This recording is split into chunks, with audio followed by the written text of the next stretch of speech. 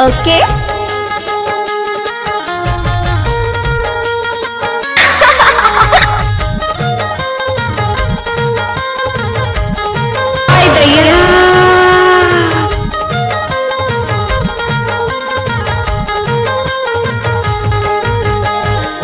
ओए होए।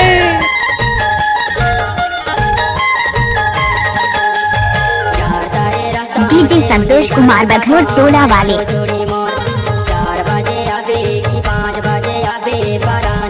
उठाइए ना।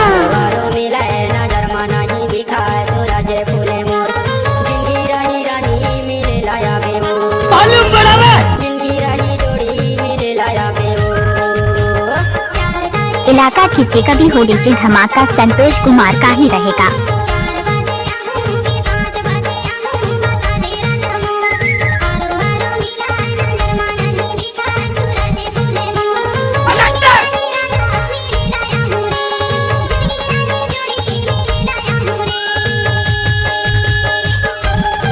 डीजे संतोष कुमार मरावी जीलंग वाले।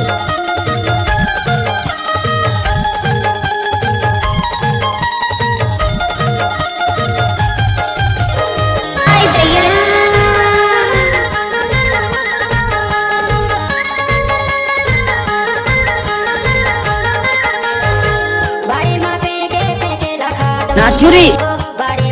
अरे थक गए क्या? ओके।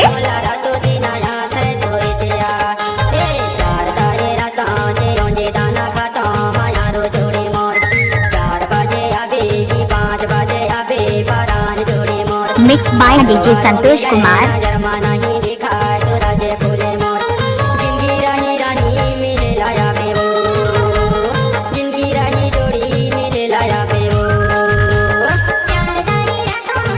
क्या नाम है आपका? डीजे संतोष कुमार।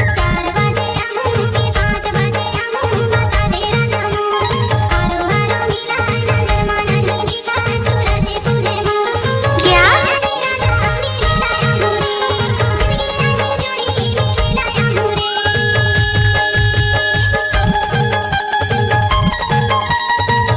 अरे ये सब क्या है?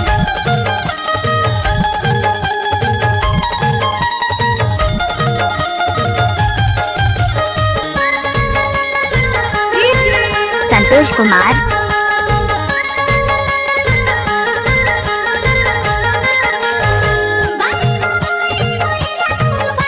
किसी भी गाने को मिक्स करने का संतोष कुमार का बाएं हाथ का खेल है।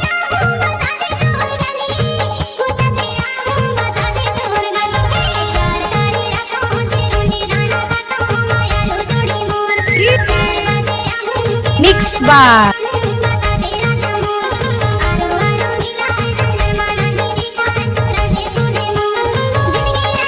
डीजे तो हर कोई बजाते हैं, लेकिन हम उसे हटाकर बजाते हैं।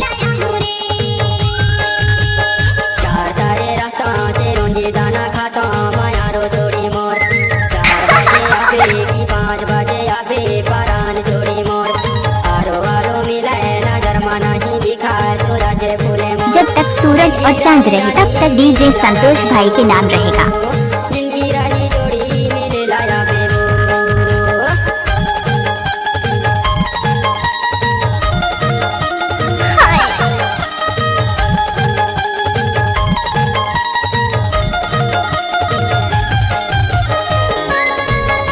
डीजे संतोष कुमार बघोर टोला वाले।